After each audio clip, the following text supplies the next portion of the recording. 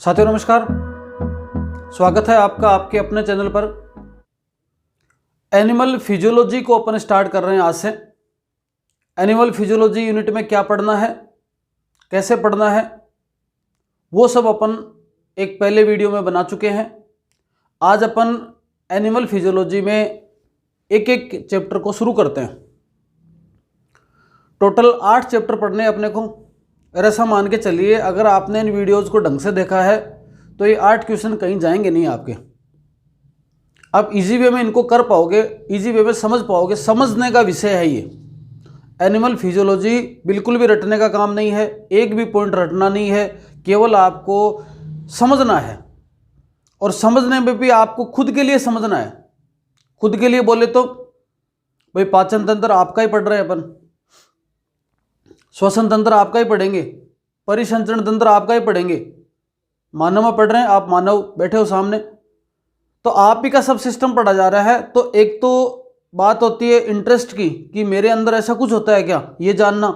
और एक फिर कंपटीशन के एग्जाम से कैसे कैसे क्वेश्चन पूछे जा सकते हैं उस तरह से जानना। तो आप आनंद के साथ इसको पढ़ोगे, टॉपिक को, बड़ा मजा आएगा, बड़ा शानदार है। सारी चीज़ें एक दूसरे से लिंक है, सारी चीज़ें जुड़ी भी हैं।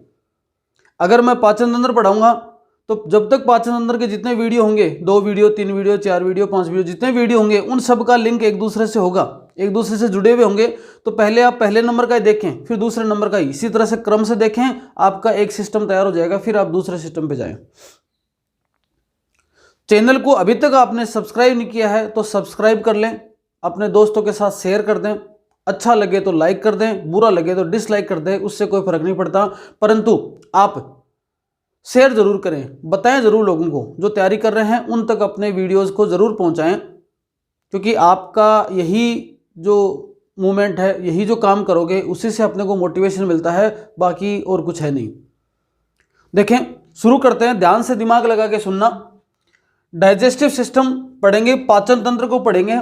आपके सिलेबस में एक सीधी सीधी लाइन दे रखी है, डाइजेशन एंड एब्जॉर्प्शन, पाचन और अवशोषण। मैक्सिमम शब्द हिंदी के बोल दूंगा मैं, पर लिख रहा हूं इंग्लिश के अंदर। तो जो हिंदी वाले हैं, एकदम प्योर हिंदी मीडियम वाले जो बोलूं ना, उनको लिख ले। पाचन एवं अवशोषण, 2 शब्द हैं यहां पर, एक पाचन है, एक अवशोषण है।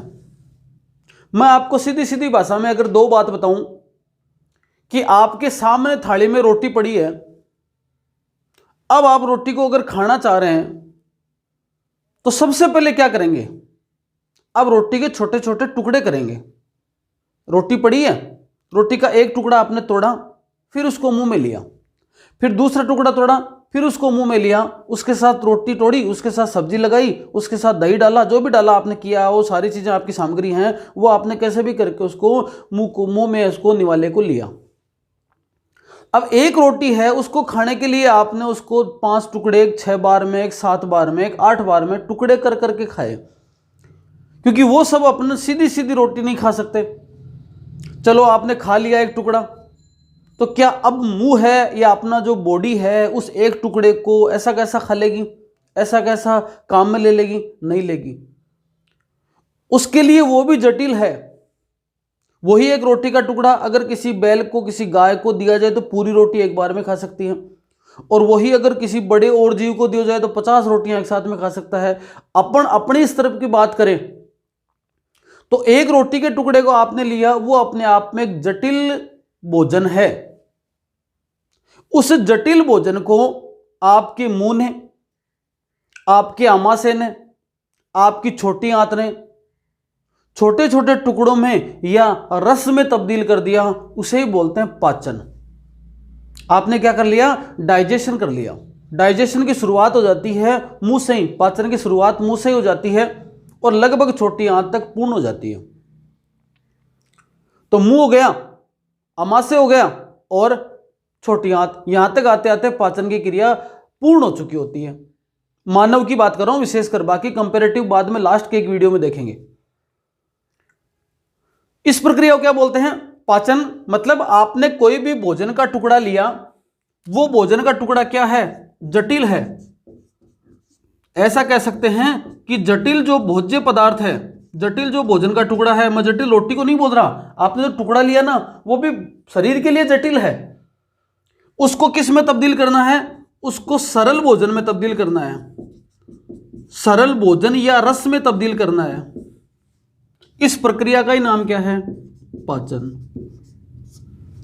ऐसा और बता सकते हैं कि जटिल भोज्य पदार्थ को सरल भोजन में बदलकर किसके योग्य बनाएं, अवशोषण के योग्य, क्योंकि अब बॉडी क्या करेगी, उसको एब्जॉर्ब करेगी। आपने अगर उसमें से पूरा रस निकाल दिया ना, अब रस को चूसा जाएगा, अब रस को बॉडी के द्वारा एब्जॉर्ब किया जाएगा, अवशोषित किया जाएगा। पहले पाचन की क्रिया हुई, फिर अवशोषण की क्रिया हुई, मतलब आपने जो भोजन लिया है उस भोजन को उस लेवल तक पहुंचा देना कि वो चूसा जा सके, कि वो अवशोषित किया जा सके। उस प्रक्रिया का नाम है क्या, पाचन। ठीक है, उस प्रक्रिया का नाम है डाइजेशन। डाइजेशन के बाद काम कौन सा हो रहा है, अवशोषण हो रहा है। अब आप बोलोगे कि सर ये जटिल भोज्य पदार्थ में, जटिल का मतलब भोजन यहां पर हो गया, जटिल भोज्य पदार्थ मतलब यहां पर भोजन। भोजन के अंदर मुख्यतः क्या चीजें आती हैं, सबको पता ही है, कार्बोहाइड्रेट है, प्रोटीन है, लिपिड है, मिनरल्स है, वाटर है, और आपके जो विटामिन हैं या कोई रेसेस फाइबर वगैरह हैं। इन सबको क्या बोलते हैं, ये 6-7 चीजें तो क्या है, भोजन है। ये आपने जैसे ही लिया है, अपने आप में कार्बोहाइड्रेट भी जटिल पदार्थ है, प्रोटीन भी अपने आप में जटिल पदार्थ है, लिपिड भी अपने आप में जटिल पदार्थ है। इनके सरल कैसे होंगे, अमीनो अम्ल सरल है, फैटी एसिड यहां पर सरल है। ठीक है, उसके बाद में कार्बोहाइड्रेट में आपने जो पॉलीसेकेराइड ली होगी तो डाइसेकेराइड सरल है, मोनोसेकेराइड सरल है। तो उनको वृद्धि अणुओं से या जटिल कार्बनिक पदार्थों को, जटिल भोज्य पदार्थों को सरल भोज्य पदार्थ के अंदर सरल भोजन में या रस में बदलना और उसको अवशोषण के योग्य बनाना, यह प्रक्रिया कहलाती है पाचन। 3 शब्द लिखता हूं मैं, देखो, एक शब्द है पाचन, एक शब्द है अवशोषण, ठीक है, और एक शब्द है स्वांगीकरण। इंग्लिश में बोलें तो डाइजेशन, इसको बोलें क्या, एब्जॉर्प्शन, और इसको बोलें एसिमिलेशन। मतलब समझना, देखो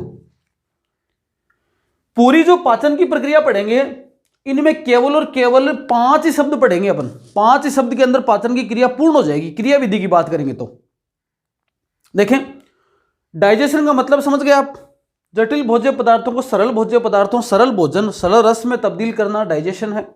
ठीक है जी, तब्दील हो गया, टुकड़ा था आपने खाया, मुंह में सब्जी का था, उसमें सब्जी डाली मुंह में, उसके बाद में आपने उसको मुंह में चबाया, चबाने के बाद उसका रस बदल गया, और जो कम बचा वो काम कर दिया आपके अमाशय ने, कोई बच गया छोटी आंत ने काम कर दिया, अंतोगत्वा क्या बना दिया, उसका रस बना दिया।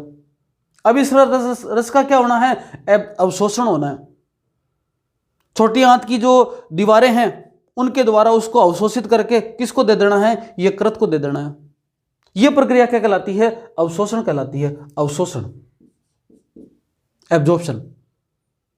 यह जो पदार्थ अवशोषित हो गया, ग्लूकोज के रूप में अवशोषित हो गया, फैटी एसिड के रूप में अवशोषित हो गया, ये जो पदार्थ अवशोषित हो गए, अमीनो एसिड के रूप में अवशोषित हो गए, इन अवशोषित पदार्थों को अब शरीर की विभिन्न कोशिकाओं तक पहुंचाना है, जहां पर वास्तव में ऊर्जा उत्पादन का कार्य होगा। ग्लाइकोलाइसिस की प्रक्रिया होगी, क्रेब्स साइकिल की प्रक्रिया होगी, आपको भोजन से एटीपी मिलेगी, ऊर्जा मिलेगी। उस प्रक्रिया को क्या कहते हैं, स्वांगीकरण कहते हैं। अब देखो, पाचन जो भोजन हुआ उसका अवशोषण हो गया, छोटी आंत से यकृत में हो गया, लेकिन छोटी आंत में जितना भोजन आया, जितना रस आया, सारा का सारा थोड़ी अवशोषित हो गया, कुछ उसमें वेस्ट प्रोडक्ट भी बचा। वेस्ट प्रोडक्ट जो बचा, जो अपशिष्ट पदार्थ बचे, वो किसके पास भेज दिए, बड़ी आंत के पास भेज दिए। बड़ी आंत ने उसमें से भी काम की चीजें हैं, कोई और उसमें से जो आपके जल वगैरह है और कोई खनिज तत्व उसमें चले गए हों, उनको जल की जो उनमें जल में से या बाकी मात्रा है वो क्या करेगी, बड़ी आंत अवशोषित कर लेगी और बचे खुचे माल को, बचे हुए प्रोडक्ट को बॉडी से बाहर निकाल देगी। उस बाहर निकालने की प्रक्रिया को क्या बोलते हैं, इसके बाद में एक शब्द और जोड़ दो, उसको बोलेंगे इजेशन। बहिक्षेपण। तो फिर क्या सीधा ही पाचन शुरू हुआ? पाचन से पहले कुछ नहीं किया अपन ने? बिल्कुल किया। पाचन से पहले रोटी के टुकड़े को तोड़ा, तोड़ के मुंह में डाला, मतलब इंजेक्ट किया, लिया। तो यहां पर एक शब्द जोड़ लो, क्या? इंजेक्शन। ये लो जी, यही पूरी प्रक्रिया पाचन है। पाचन एवं अवशोषण में यही बातें सब मिला के शामिल करते हैं। डाइजेस्टिव सिस्टम में इन्हीं को शामिल करते हैं। मतलब आपके पास थाली में भोजन पड़ा है, आपने भोजन को इंजेक्ट किया, बॉडी में डाला, डालते ही बॉडी ने काम करना क्या शुरू किया? पाचन की प्रक्रिया शुरू हुई, जो मुंह से शुरू हुई, अमाशय से आपकी छोटी आंत वहां तक होती है। छोटी आंत लीवर को अवशोषित करके दे देती है, लीवर अवशोषण कर लेता है उसका। छोटी आंत ने अवशोषित कर लिया मटेरियल को और किसको दे दिया? लीवर को दे दिया। लीवर थोड़ी क्या करेगा? लीवर क्या करेगा? रक्त में पहुंचाकर पूरी बॉडी में पहुंचाएगा। पूरी बॉडी में क्या बनेगा उसका? एनर्जी बनेगी, ग्लाइकोलाइसिस, क्रेब्स साइकिल चलेगा, मतलब स्वांगीकरण हो गया। और बचा खुचा माल है, बचा खुचा प्रोडक्ट है जो वेस्ट प्रोडक्ट के रूप में बॉडी में पड़ा है, वो बड़ी आंत के पास चला गया। बड़ी आंत में से ने भी काम की चीजें फिर अवशोषित कर ली और वापस बॉडी से कचरे को कचरे के रूप में बाहर निकाल दिया। इसे कहते हैं इजेशन। यही 5 अपन क्रिया विधि में पढ़ेंगे कि वास्तव में इंजेशन क्या है, डाइजेशन क्या है, एब्जॉर्प्शन क्या है, एसिमिलेशन क्या है और इजेशन क्या है। इनको तो चलो वहां पर पढ़ेंगे। अभी अपन साधारणतया इस डाइजेस्टिव सिस्टम में अपन पूरे सिस्टम की बात करें तो इस डाइजेस्टिव सिस्टम में अपन जब डाइजेशन को शामिल करते हैं तो डाइजेशन में अपन किस किस चीजों को लेते हैं? अभी अपन डाइजेशन और एब्जॉर्प्शन में से एक चीज को लेते हैं। देखो, मैन अपन ह्यूमन को लेके चल रहे हैं, बाद में थोड़ा सा कंपेयर कर लेंगे। तो देखो, ह्यूमन के डाइजेस्टिव सिस्टम में 2 चीजें आती हैं। कौन सी चीजें? एक तो डाइजेस्टिव ऑर्गन, पाचक अंग कौन कौन से हैं, या ऐसा बोल सकते हैं इसमें एलिमेंट्री कैनाल, आहार नाल। हिंदी में लिखो तो आहार नाल। और दूसरे नंबर पे पाचक ग्रंथियां, जो कि 3 प्रकार की है। मानव के पाचन तंत्र में, मानव के डाइजेस्टिव सिस्टम में 2 चीजों को शामिल किया जाता है, एक आपके आहार नाल को और एक उससे संबंधित पाचन ग्रंथियों को। अभी जो मैंने बात बताई वो अपन क्रिया विधि में पढ़ेंगे। वास्तव में आता क्या क्या, किन कौन से ऑर्गन किस किस तरह से सम्मिलित होते हैं, उनको अपन शामिल, ये भी ऑर्गन ही है, पाचक ऑर्गन बोल सकते हैं इनको, ठीक है। और ये है आहार नाल, एलिमेंट्री कैनाल। कुछ जीव ऐसे होते हैं जिनमें आहार नाल पूर्ण होती है, कुछ जीव ऐसे होते हैं जिनमें आहार नाल अपूर्ण होती है, वो अपन कंपैरेटिव वाले में देखेंगे। अभी आप यहां पर समझो कि मानव की आहार नाल की शुरुआत करते हैं सबसे पहले मुख से, माउथ। 2 नंबर पर आता है मुख गुहा, 3 नंबर पर आता है ग्रसनी, 4 नंबर पर आता है ग्रसिका, आमाशय, आमाशय के बाद में छोटी आंत और छोटी आंत के बाद में बड़ी आंत। 1 2 3 4 5 6 7, यही 7 चीजें मानव की आहार नाल का निर्माण करती हैं। इनको इंग्लिश में बोलोगे तो माउथ हो गया, इसको क्या बोल दोगे? बक्कल कैविटी, मुख गुहा। इसको क्या बोलोगे? फेरिंक्स। इसको क्या बोलोगे? ईसोफेगस। इसको क्या बोलोगे? स्टोमक। इसको क्या बोलोगे? Small intestine. और इसको क्या बोलोगे? Large intestine. ये नाम आज याद ही कर लेने आपको, बस इस वीडियो के बाद में क्रम और नाम में गलती नहीं हो। देखो, ये जो अपने 2 जो लिप्स हैं, ये जो है इतनी संरचना को बोलते हैं माउथ। ये माउथ है। आगे पहुंचे, माउथ जहां खुल रहा है वो स्ट्रक्चर क्या है? बक्कल कैविटी, मुख गुहा। मुख गुहा के अंदर 3 चीजों को शामिल करेंगे। कौन सी? एक आएगा जीभ, दूसरी बात कहेंगे दांत, और तीसरा आएगा तालू, कठोर तालू और आपके नरम तालू। जीभ है, सबको पता है, निकाल के देख लो अपनी, एक जीभ है, 28 या 32 दांत हैं आपके, और एक ऊपर का तालू है और एक नरम तालू है। ये दो तालू हैं। इन सब को मिलाकर क्या बताते हैं, आपकी मुख गुहा है, बक्कल कैविटी है। यहां का सीन है ये माउथ हो गया। ठीक है, उसके बाद जैसे ही आगे चलते हैं क्या आता है, ग्रसनी, ये है फेरिंग्स। और आगे बढ़ते हैं, इसोफेगस, क्या, ग्रसिका, एक फूड पाइप के जैसी संरचना, फेरिंग्स और इसोफेगस। इसोफेगस आगे जाके कहां खुला, स्टमक में, आमाशय में। ये जो संरचना है, थैले जैसी संरचना है ये वाली, इसको क्या बोलते हैं, आमाशय बोलते हैं, स्टमक बोलते हैं। इस आमाशय के 3 भाग यहीं याद कर लो। एक ये भाग जिसको बोलते हैं कार्डियक पार्ट, एक ये पूरा थैला सा फंडिक पार्ट, ये कार्डियक पार्ट, और ये लास्ट वाला यहां वाला, इसको बोल सकते हैं पाइलोरिक पार्ट। आमाशय के 3 भाग हैं, जहां से इसोफेगस एंटर कर रहा है कार्डियक पार्ट, जहां पर छोटी आंत जुड़ेगी पाइलोरिक पार्ट, बच गया जो थैला वो फंडिक पार्ट। 3 भाग, कार्डियक, फंडिक और पाइलोरिक। कार्डियक कौन सा, जो इसोफेगस से जुड़ा हुआ है, पाइलोरिक कौन सा, जो छोटी आंत से जुड़ा हुआ है, बीच का जो थैला बच गया उसको फंडिक पार्ट बोल सकते हैं, फंडस। ठीक है, किसके हो गए, ये आमाशय के हो गए। आमाशय से आगे कहां पहुंचे जी, आमाशय से अपन यहां पहुंचे आगे। ये क्या है, ये सारी संरचना, ये है छोटी आंत। इस छोटी आंत की जो व्यास है, चौड़ाई है, वो कम है, इसलिए इसको छोटी आंत बोलते हैं। बाकी लंबाई में ये बड़ी आंत से बड़ी है। ठीक है, और बड़ी आंत है, उसका व्यास ज्यादा है, इसलिए उसको बड़ी आंत बोलते हैं। बाकी लंबाई में छोटी आंत से छोटी है।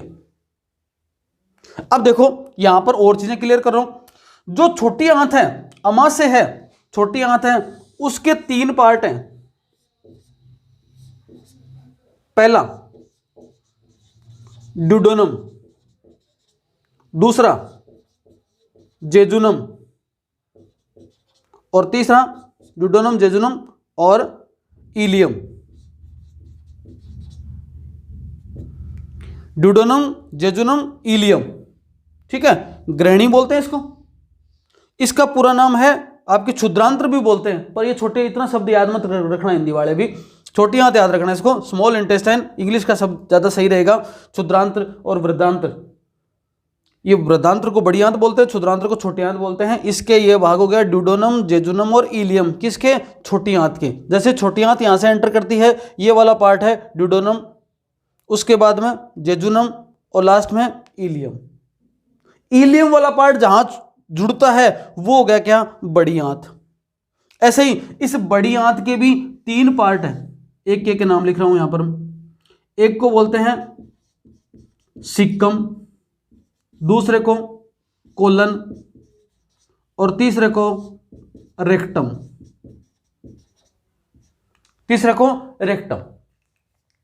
ये पूरी की पूरी आहार नाल है। एक बार मेरे साथ सारे के सारे आपको खुद को एनालिसिस करें, खुद को आप एक बार एक आंख बंद करके, है ना, मैं प्रैक्टिकल करवा रहा हूं आपको, एक आंख बंद करके अपने तंत्र को थोड़ा सा देखें, अपने तंत्र को सोचें। कैसे, सबसे पहले माउथ है, माउथ के बाद में बक्कल कैविटी, मुख गुहा। मुख गुहा में 3 चीजें हैं। 3 चीजें क्या हैं, मुख गुहा के अंदर एक तो जीभ है और 28 या 32 दांत हैं, और उसके बाद में तालू हैं, तालू 2 हैं, कठोर और नरम। ठीक है, आगे पहुंचे, मुख गुहा कहाँ खुली, ग्रसनी में खुली। ग्रसनी से आगे चले, क्या आई, ग्रसिका आई, फेरिंग्स, इसोफेगस आई। उसके बाद में कहाँ चले गए, आमाशय में चले गए। आमाशय के 3 पार्ट हैं जी। पहला पार्ट क्या है, क्या पार्ट है, कार्डियक पार्ट, दूसरा फंडस या फंडिक पार्ट, और तीसरा पाइलोरिक पार्ट। तीनों पार्ट हो गए। चलो छोटी आंत में गए। अब छोटी आंत को छोटी आंत क्यों बोले, यहां पर 3 नाम की बात करें ना सीधी। 3 कौन से? 3 आप क्या बोलोगे? Duodenum, jejunum, ileum. देखते जाओ, अपने अंदर देखते जाओ। ड्यूडेनम है, चलो यहां से जा रही है और ड्यूडेनम आ रही है। ड्यूडेनम के बाद में जेजुनम है, जेजुनम के बाद में इलियम है, ठीक है। इलियम के बाद में सिक्कम है, सिक्कम के बाद में कोलन है, कोलन के बाद में रेक्टम है, और रेक्टम से एनएस द्वार के बाद में बॉडी से इजेक्ट होने वाला मटेरियल निकलता है। क्लियर है? क्रम इसी तरह से याद रखना। Mouth, buccal cavity, pharynx, oesophagus, cardiac part, fundic part, pyloric part, duodenum, jejunum, ileum, caecum, colon, rectum. ये एक क्रम है जो अपनी आहार नाल को इंगित करते हैं। इसका मतलब ये आहार नाल कंप्लीट है। माउथ है, बक्कल कैविटी है, फेरिंक्स है, इसोफेगस है, कार्डियक पार्ट है, फंडिक पार्ट है, पाइलोरिक पार्ट है, यहां पर ये ड्यूडेनम है, जेजुनम है, इलियम है, सिक्कम है, कोलन है, रेक्टम है, ठीक है। ऐसे करके ये एनएस वाला पार्ट है। ऐसे करके ये पूरी की पूरी कंप्लीट आहार नाल है। इसको बोलते हैं पूर्ण आहार नाल, कंप्लीट आहार नाल, जो कि माउथ से शुरू होकर एनएस पर खत्म होती है। कुछ जीव ऐसे जिनमें माउथ और एनएस का काम एक ही पोर कर देता है, उसके बोलते हैं कि इनकम्प्लीट उसमें एलिमेंट्री कैनाल है। ये बाद में देखेंगे अपन। अब देखो, इसके रास्ते में जब ये चलता है, ये पूरी आहार नाल चलती है, तो रास्ते में कहीं ना कहीं 3 प्रकार की ग्रंथियां आती हैं। उन 3 ग्रंथियों में से पहली ग्रंथि कहां मिल जाती है आपकी? उन तीनों ग्रंथियों को बोलते हैं पाचक ग्रंथियां। ये सबसे पहली वाली ग्रंथि कहां मिल जाती है आपको? पहले वाली ग्रंथि यहीं मिल जाती है। कब? जब आप मुख गुहा में घुसते हो, पहली ग्रंथि यहीं पर है। ये जीभ पे, आपके जबड़े पे, कान के पास, यहीं पर, इसी मुख गुहा में ही है। जीभ के नीचे है, कान के ऊपर है, कान के साइड में है, कर्णपूर्व जिसको बोलते हैं, पैरोटिड ग्लैंड बोलते हैं इसको, और एक आपके जबड़े पे। तो 3 प्रकार की हैं। ये कौन सी? सैलिवरी ग्लैंड, सैलिवरी ग्लैंड, लार ग्रंथियां। क्या बोलेंगे इनको? लार ग्रंथियां। कितनी है अपने में? अपने में 3 जोड़ी। मतलब टोटल कितनी है? टोटल अपने अंदर है 6 लार ग्रंथियां। तो भोजन को जितना हो सके, मतलब कायदा तो ये बनता है, आयुर्वेद तो क्या बोलता है कि आपका जितना आपने भोजन, जितने आपके मुंह में दांत है उतनी बार भोजन को चबाइए। तो 28 दांत है तो 28 बार कम से कम निवाले को लीजिए। पर इतना तो नहीं लेते, पर कम से कम जितना हो सके आप उसको निवाले को लोगे तो आपके मुंह में जो भोजन उसमें लार मिल जाएगी। तो देखो 3 जोड़ी लार ग्रंथियां। ये 3 जोड़ी, एक को बोलते हैं पैरोटिड सैलिवरी ग्लैंड, दूसरे को बोलते हैं सब लिंगुअल सैलिवरी ग्लैंड, और तीसरी आपकी सब मैक्सिलरी सैलिवरी ग्लैंड। हिंदी में लिखो तो कर्णपूर्व, अधोजिह्वा और अधोजंब। जंब का मतलब जबड़ा, जबड़े के नीचे, जीभ के नीचे, और कान के पूर्व भाग में कर्णपूर्व। ये 3, दोनों यहां, 2 यहां, 2 यहां, ऐसे करके टोटल कितनी होगी? ये 6 क्या हैं आपकी? सैलिवरी ग्लैंड है। तो ग्रंथियों के अंदर पहली तो ये हो गई। दूसरी ग्रंथि कौन सी हो गई? दूसरी ये रही, यकृत, लीवर।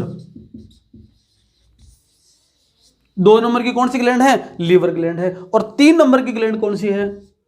पैनक्रियाज, अग्नाशय। ये लो जी, कंप्लीट डाइजेस्टिव सिस्टम का एक साधारण सा ओवरव्यू डायग्राम। 3 प्रकार की ग्रंथियां कौन सी? 3 जोड़ी तो मुंह में ही है, मुख गुहा में, जिसको लार ग्रंथि बोलते हैं। एक पैरोटिड, सबलिंगुअल, सब मैक्सिलरी। 3 हैं, 3 जोड़ी हैं, इसलिए 6 पाई जाती हैं मुंह के अंदर। आगे चलते हैं तो छोटी आंत के ड्यूडेनम पार्ट से, यहां पर छोटी आंत शुरू हो गई थी, छोटी आंत के ड्यूडेनम पार्ट के एक साइड में है ना। इस तरह से आप हैं तो आपके जैसे छोटी आंत आ रही है, छोटी आंत के ड्यूडेनम भाग में, छोटी आंत के ड्यूडेनम पार्ट से जुड़ा हुआ क्या है आपके, यकृत है, यकृत ग्रंथि हो गया। और इधर वाले साइड में, यकृत के जस्ट अपोजिट वाले साइड में उसी ड्यूडेनम से जुड़ी हुई संरचना है, उसको क्या बोलते हैं, पैनक्रियाज या अग्नाशय बोलते हैं। तो 3 ग्रंथियां याद रखनी है, कौन सी, पाचक ग्रंथियां, लार ग्रंथि, यकृत और अग्नाशय ग्रंथि। लार ग्रंथि मुख गुहा में होती है, अग्नाशय ग्रंथि और यकृत आपके छोटी आंत के ड्यूडेनम ग्रहणी पार्ट से जुड़ी होती हैं, दोनों अपोजिट डायरेक्शन में। इतना मिलकर आपके ये जो है पाचन तंत्र है उसका जो एक संरचना है ये। अब एक एक संरचना को लेंगे, थोड़ा सा मैंने एक इंट्रो टाइप दे दिया आपको, एक एक संरचना को लेंगे। पहले अपन संरचना पढ़ेंगे, डाइजेस्टिव ऑर्गन की संरचना सारी की सारी, एलिमेंट्री कैनाल की संरचना, उसके बाद में पाचक ग्रंथियों की संरचना, उसके बाद में इसकी कार्यविधि, और फिर कोई डिजीज वगैरह या फिर दूसरे एनिमल से कंपैरिजन करके इसको अपन कंप्लीट कर लेंगे। आज के लिए इतना ही, धन्यवाद, नमस्कार।